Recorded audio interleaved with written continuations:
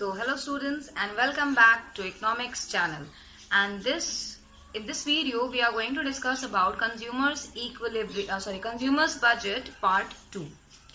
In the previous part we have discussed about what is budget set, what is budget line, what is price line, what the consumption bundle is, and in this video we are going to discuss about the budget line distributed into two concepts, that is shift in the budget line and rotation in the budget line. How it is going to shift and how it is going to rotate, that we are going to see in this video. So stay tuned.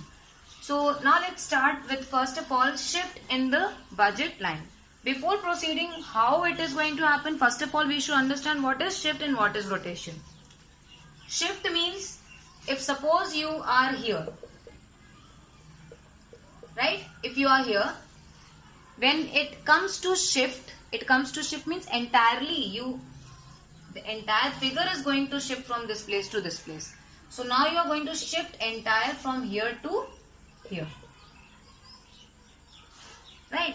So this is going to be raised because you have shifted from there to there, you have shifted. Okay, this is shift. Shift means both the ends, good 1 and good 2, both the ends are going to work together. But in case of rotation means rotate like this or like this. Rotation will be like this only, and in this case only one end is going to move, and in this case both the ends are going to move, and in this case only one end is going to move. Any of the one end is going to move according to the situation. So now let's see how it is going to take place. So first I'll come to shift. In the shift can take place only on the basis of income. See, we have three things. In the question we saw, first thing will be the price of commodity 1, we have price of commodity 2, and also we have income. Either you write M or you write Y, both are same. Income is denoted with the initial Y. ठीक है? तो हमारे पास तीन चीजें हैं. We have three things, that is P1, P2 and Y. ये तीन चीजें हैं हमारे पास. ठीक है? So on the basis of that only the entire concept of shift and rotation will work. Shift के केस में क्या होता है, हम सिर्फ इनकम के बेसिस पे बात करते हैं, हम प्राइस को कांस्टेंट मानते हैं. तो इस केस में क्या होता है, प्राइस कांस्टेंट होता है, इसीलिए मैंने P1 और P2 दोनों के ऊपर बार लगा दिया. ये कौन सा सिचुएशन है, ये सिचुएशन है शिफ्ट का. शिफ्ट के केस में क्या होगा, इनकम के बेसिस पे हम लोग बात करेंगे. प्राइस 1 एंड प्राइस 2 दोनों कांस्टेंट होगा, जो भी प्राइस है वो कांस्टेंट है, वो चेंज नहीं होने वाला है. तो चेंज क्या होगी, इनकम. या तो इनकम बढ़ रही होगी कंज्यूमर की, या फिर कंज्यूमर की इनकम क्या हो रही होगी, कम हो रही होगी. ठीक है, ये एक सिचुएशन हो गई. रोटेशन के केस में क्या होगा, रोटेशन के केस में P1 एंड P2 ये दोनों मूव करेंगे, बट इनकम क्या होगी, कांस्टेंट हो जाएगी. ठीक है, तो इसका मतलब हम लोग किसके बेसिस पे बात करेंगे in case of rotation, P1, P2. अब P1 या तो P1 बढ़ रहा होगा, P2 कांस्टेंट होगा और Y भी कांस्टेंट होगा. तो इसमें देखो अब दो सिचुएशन बन सकती है. पहली सिचुएशन तो मैंने ये बना दी, जहां पर P1 क्या है, या तो इंक्रीज हो रहा होगा या फिर डिक्रीज हो रहा होगा, लेकिन P2 कांस्टेंट है और Y भी कांस्टेंट है. दूसरी सिचुएशन क्या हो सकती है कि P1 कांस्टेंट हो गया और P2 क्या हो रहा है, या तो इंक्रीज हो रहा है या फिर डिक्रीज हो रहा है, और Y भी क्या है, कांस्टेंट है. यानी कि दो चीजें कांस्टेंट है, केवल एक चीज मूव कर रही है. वही मैंने बोला था ना कि जब भी मूवमेंट होगा इन केस ऑफ शिफ्ट तो दोनों एंड साथ साथ में चलेंगे, यानी कि दो फ्रेंड्स है, दोनों साथ साथ में चल रहे हैं. ठीक है, और रोटेशन के केस में क्या होगा, एक फ्रेंड बोलेगा तुम यहीं खड़े रहो, हम होकर के आते हैं. तो it is something like that. So let's see how it is going to work in form of graph. So as I said we are going to talk about shift. तो शिफ्ट के केस में देखो यहाँ पे लिखा, हम लोग किसके बेसिस पे बात करेंगे, इनकम के बेसिस पे बात करेंगे. अब इनकम या तो बढ़ रही होगी या तो घट रही होगी. क्या होगी, या तो बढ़ रही होगी या तो घट रही होगी. तो पहली सिचुएशन हम लोग क्या लेकर चलेंगे कि इनकम बढ़ रही है. तो इस केस में इनकम तो बढ़ेगी, लेकिन price of commodity 1 and price of commodity 2 ये दोनों कांस्टेंट होंगे. ठीक है, तो ये मैंने ग्राफ बनाया, ये x है, ये y है, ये 0 है. ठीक है, यहाँ पर हम शो कर रहे हैं G1 को, यहाँ पे हम शो कर रहे हैं गुड 2 को. ठीक, तो इस केस में एक तो हमारा बेस बजट लाइन होगा, है ना. जैसे कि मैंने एक लड़के को खड़ा किया था, उसके बाद उसको शिफ्ट कराया, तो ये बेस बजट लाइन है. अब या तो ये इनवर्ड मूव करेगी या तो फिर ये आउटवर्ड मूव करेगी, या राइटवर्ड जाएगी या लेफ्टवर्ड जाएगी, डिपेंड ऑन द सिचुएशन. अब सिचुएशन क्या है कि इनकम आपकी बढ़ रही है लेकिन चीजों के दाम उतने ही हैं।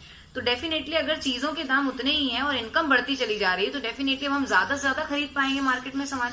तो अगर हम ज्यादा से ज्यादा खरीद पाएंगे तो इसका मतलब मेरी बजट लाइन क्या होगी, आगे की तरफ पूरी तरह से शिफ्ट कर जाएगी। तो पूरी तरह से शिफ्ट कैसे होगी, देखो ऐसे शिफ्ट करेगी, ठीक है।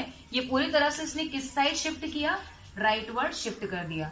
तो अभी अगर ये सपोज मैंने इसको नाम दिया हो P1 और इसको दिया हो इसको P1, इसको P2 और अब ये हो गया है P2 और ये हो गया है, या इसको हम AB करके नाम दे देते हैं तो थोड़ा सा इजी हो जाएगा हमारे लिए। सपोज इसको मैं A दे देती हूँ, इसको मैं B बोल देती हूँ। अब ये A से A1 हो गया और ये B से क्या हो गया, B1 बन गया, ठीक है। अब अगर ये तो कब हुआ, जब मेरी इनकम बढ़ी। तो डेफिनेटली इनकम बढ़ेगी। अभी तक मेरे पास सिर्फ 100 रुपए थे और उसी 100 रुपए में मैं मैगी भी खा रही थी और उसी 100 रुपए में मैं क्या खा रही थी, पेस्ट्रीज भी खा रही थी। लेकिन अब क्या हुआ है, क्योंकि इनकम कम थी तो यूनिट्स कम कंज्यूम कर पा रही थी, लेकिन जैसे ही इनकम बढ़ गई तो डेफिनेटली अब मैं और ज्यादा यूनिट्स कंज्यूम कर पाऊंगी। तो यही वो सिचुएशन है कि आप ज्यादा कंज्यूम करोगे तो राइटवर्ड शिफ्ट करोगे इन केस ऑफ इनकम, ठीक। अब इनकम अगर सपोज आपकी कम हो जाए, चीजों के दाम उतने ही हैं, तो डेफिनेटली इनकम तो कम हो गई ना, तो यूनिट जो अभी तक पहले कंज्यूम कर रहे थे उससे भी कम कंज्यूम कर पाएंगे। सपोज 100 रुपए की इनकम थी, अब 50 रुपए हो जाए। 100 रुपए में सपोज मैं शायद कंज्यूम कर पा रही थी उसकी, सपोज अगर मैं मान के चलूं कि मैं एक कमोडिटी लेती हूँ चॉकलेट की, ठीक है, और एक कमोडिटी में लेती हूँ बिस्किट्स की, तो मैं ये मान के चलती हूँ कि जब मेरी इनकम ज्यादा मतलब कि सिर्फ 100 रुपए थी तो मैं इसकी 2 यूनिट कंज्यूम करती थी, इसकी 3 यूनिट कंज्यूम करती थी, ठीक है। अब जैसे ही मेरी इनकम बढ़ी तो मेरी जो प्रेफरेंस है ना वो मेरा चॉकलेट्स की तरफ ज्यादा है, तो मैंने इसको बढ़ा दिया। क्या किया, इसको भी बढ़ा दिया 5 और इसको कर दिया मैंने 6। तो इस तरह से क्या कर रहे हैं, हम इंक्रीज कर रहे हैं। इंक्रीज क्यों कर रहे हैं, क्योंकि हमारी इनकम जो है वो बढ़ रही है, तो हम राइट पर शिफ्ट हो गए। अब सपोज अगर मेरी इनकम कम हो जाए तो डेफिनेटली हमारी इनकम पहले से भी अगर कम हो जा रही है, यानी कि इस बेस से भी कम इनकम हो जाएगी, तो अब तो और कम खरीद पाएंगे ना। तो अब ये लाइन किस साइड शिफ्ट होगी, इन साइड शिफ्ट होगी। तो अब ये क्या बन जाएगा, ये हो जाएगा B 0 और ये हो जाएगा A 0, ठीक है। और इसको हम कहेंगे कि ये किस साइड शिफ्ट हुआ, लेफ्टवर्ड शिफ्ट हुआ। तो हमने दोनों सिचुएशन देख ली। पहली सिचुएशन ये थी जिसमें कि इनकम बढ़ रहा था तो हम राइटवर्ड शिफ्ट कर गए क्योंकि हम ज्यादा कंज्यूम कर पाएंगे जब इनकम ज्यादा होगी। फिर y जब हमारा डिक्रीज हो गया, यानी कि इनकम कम हुई, तो क्या हुआ, हम इनसाइड शिफ्ट कर गए क्योंकि अब इनकम कम होगी तो हम कमोडिटी भी कम ही खरीद पाएंगे। तो that is what the reason is कि अब ये लेफ्ट वर्ड शिफ्ट हो जाएगा, इनसाइड शिफ्ट होगा। सो आई होप शिफ्ट का concept is clear to everybody. यहाँ पे सिर्फ और सिर्फ इनकम के बेसिस पे बात होगी, प्राइस को कंसिडर नहीं किया जाएगा। प्राइस यहाँ पे कॉन्स्टेंट होगा, ये आपको ध्यान में रखना है, ठीक है। तो इनकम बढ़ेगी तो ज्यादा कंज्यूम करेंगे, इनकम कम हो जाएगी तो हम कम कंज्यूम करेंगे, सिंपल सी बात है। अब हम लोग चलते हैं फर्स्ट सिचुएशन।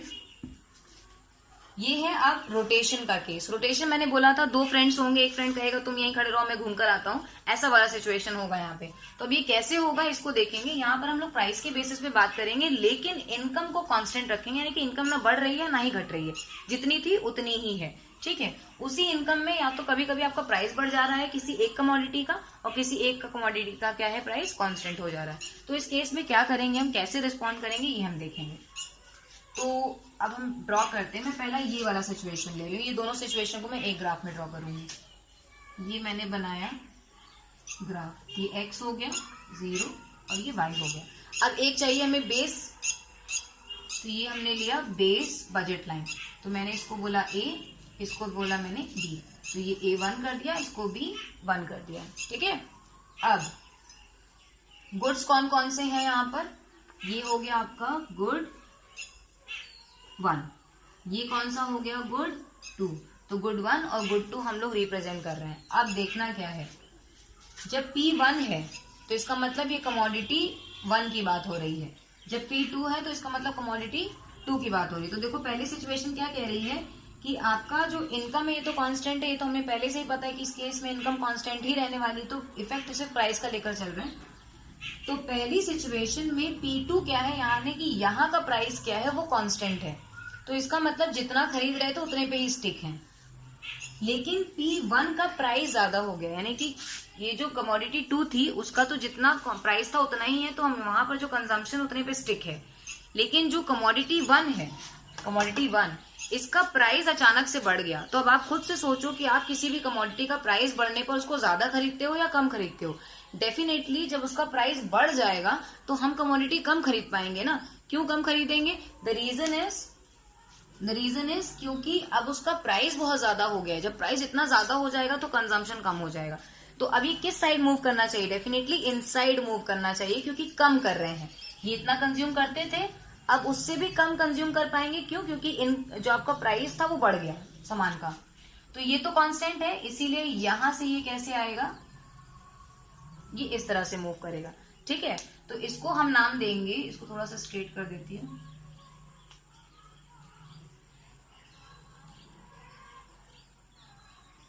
राइट, तो ये हो गया हमारा B0।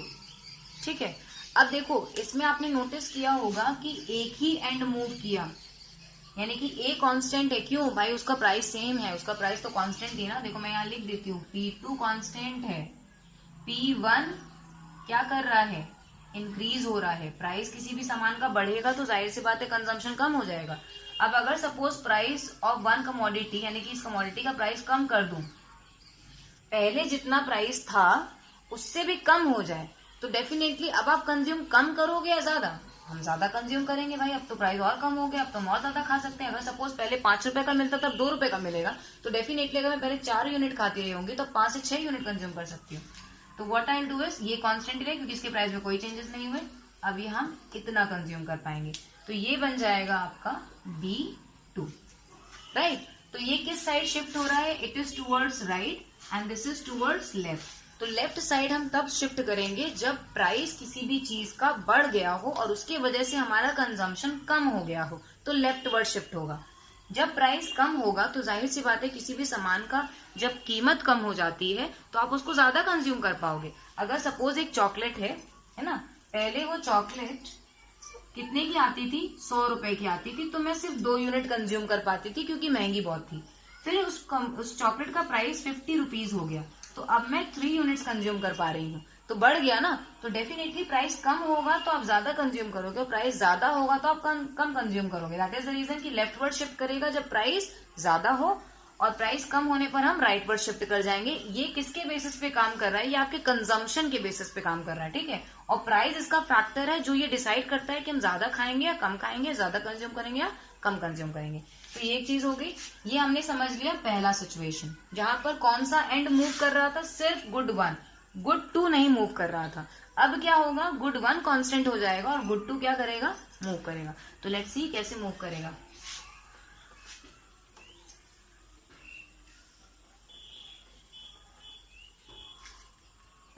तो here will draw y axis, x axis. ठीक है, ये हो गया। सिचुएशन क्या है कि आपका इनकम जो है वो तो कांस्टेंट रहने वाला है, फिर आपका जो P1 है वो भी कांस्टेंट होगा, और P2 क्या है?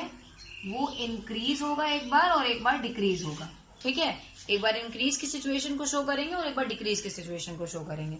तो ये हो गया हमारा गुड 1 और ये हो गया हमारा गुड 2। ठीक है, गुड 1 है तो प्राइस 1 और गुड 2 है तो प्राइस 2। तो पहले एक बेस लाइन ले लेते हैं बजट लाइन की, ये हो गई बजट की बेस लाइन। ठीक है, अब इसको भी नाम दे देते हैं, ये A है और ये B है, इसको A1 और B1 कर लेते हैं। अब क्या करना है? हमें पहली सिचुएशन देखनी है, किसका है? गुड 2, यानी कि ये कांस्टेंट है, इसमें कोई चेंज नहीं होने वाला, तो इसका एंड भी नहीं मूव करेगा, सिर्फ रोटेट होना है तो एक ही साइड रोटेट होगा। तो अब ये y एक्सिस पे रोटेशन होगा, x एक्सिस पे कोई भी रोटेशन नहीं होगा। तो P2 एक बार इंक्रीज हो रहा है, यानी कि प्राइस ऑफ कमोडिटी 2 अब बढ़ गई है। अब यानी कि गुड 2 जो है उसकी कीमत बढ़ गई है मार्केट में, तो जाहिर सी बात है कि अब हम गुड 2 को कम खरीदेंगे क्योंकि उसकी कीमत ज्यादा हो गई। सपोज एक सिंपल सा एग्जांपल ले लो, प्याज पहले 50 रुपए किलो मिल रहे थे, तो आप शायद 2 किलो खाते थे। अगर 50 से वो 100 रुपए किलो हो जाए या फिर 150 रुपए किलो हो जाए, तो जाहिर सी बात है हम जहां किलो भर का खाते थे तो हम सिर्फ 50 ग्राम ही लेकर आएंगे या 500 ग्राम लेकर के आएंगे, या आधा किलो या 2.5 किलो ऐसे 1 किलो तक ही लेकर के आएंगे, उससे ज्यादा नहीं बढ़ेंगे। क्यों? क्योंकि प्राइस बहुत ज्यादा हो गया सामान का। तो वही सेम कॉन्सेप्ट है यहाँ पे। तो अब क्योंकि ज्यादा हो गया है तो हम एंड मूव नहीं करेंगे, इसको सिर्फ इसी को मूव करना है। तो कंजम्पशन कम होगा तो लेफ्टवर्ड मूव होगा, यानी कि इनसाइड। तो ये हो गया आपका A0। A0 क्यों है? क्योंकि हम लेफ्टवर्ड शिफ्ट कर रहे हैं। इसको मैं इससे कर देती हूँ, थोड़ा सा दिखेगा, ठीक है। तो ये हो गया आपका लेफ्टवर्ड शिफ्ट जब कंजम्पशन कम हो जाएगा। Why it is happening? Due to the price increase. ये सिचुएशन किसकी है? ये सिचुएशन है प्राइस इंक्रीज की। और जब प्राइस आपका डिक्रीज हो जाए, अगर कमोडिटी 2 का है ना, कमोडिटी 2 का अगर प्राइस डिक्रीज हो जाए तो कैसा हो जाएगा फिर? ये कुछ ऐसे हो जाएगा, ठीक है। तो ये कुछ इस तरह की सिचुएशन होगी जहां पर हम और ज्यादा कंज्यूम करेंगे। तो ये हो जाएगा A2। तो ये जो A2 का सिचुएशन है ये शो करता है कि प्राइस किसी भी कमोडिटी की कम हो गई और कम होने की वजह से हम ज्यादा कंज्यूम कर रहे हैं, और जब ज्यादा हो जाएगा तो हम कम कंज्यूम करेंगे। So I hope the situation of consumer budget और budget line is clear to you that there are two types situation which is shift and rotation. Shift means साथ साथ में दोनों फ्रेंड्स चलेंगे, और रोटेशन का मतलब एक रुकेगा और दूसरा घूम कर आएगा। It is something like that. तो जैसा कि हमने देखा, एक रुका हुआ है और दोनों, ये वाला जो गुड है ये घूम कर आ रहा है, एक बार बाहर जाके घूमता है और एक बार अंदर ही घूम लेता है। तो it is something like that. एक कॉन्सेप्ट और बचा है हमारे पास, उसको भी हम यहीं पे डिस्कस कर देते हैं। जो कॉम्बिनेशंस होती हैं किसी भी बजट लाइन पे, तो वो तो फुल्ली अटेनेबल होती है, ठीक है। तो कौन सी अटेनेबल और कौन से अनअटेनेबल पॉइंट्स होंगे उसको भी हम लोग देख लेते हैं। ये एक हमारा बजट लाइन है, इस पे सपोज एक पॉइंट ये A हो गया, ये हमने B मार्क किया, C, D एंड E।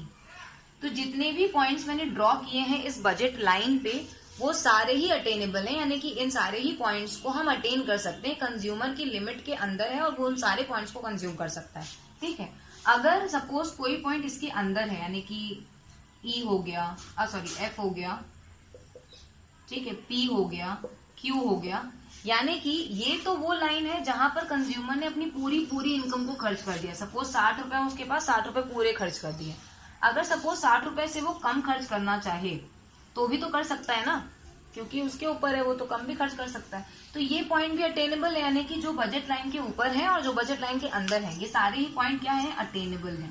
इसको आप अटेन कर सकते हो क्योंकि आपके ऊपर है, आप पैसा चाहे बराबर यानी कि पूरा खर्चा कर दो और या फिर कम ही खर्च करो, ये सिचुएशन अटेनेबल होगी। लेकिन क्या आप इस सिचुएशन को अटेन कर पाओगे जहां पर कोई भी पॉइंट इस बजट लाइन के बाहर हो, यानी कि आपकी इनकम के बाहर हो? यहाँ पे पॉइंट K है, L है और M है, क्या इन पॉइंट्स को आप अटेन कर पाओगे? तो ये पोर्शन कैसा है? ये पोर्शन अनअटेनेबल है, इसको हम अटेन नहीं कर सकते क्योंकि मेरी इनकम कितनी है? 60 रुपए ही, और 60 रुपए से कम तो खर्च हो जाएगा लेकिन 60 रुपए से ज्यादा खर्च नहीं कर सकते। तो ये सिचुएशन कौन सी है? अनअटेनेबल सिचुएशन है, ठीक है। So I hope today's video and the second part of consumer's budget is clear to you. Now we'll be meeting in the next video with the new chapter. So till then, goodbye and take care.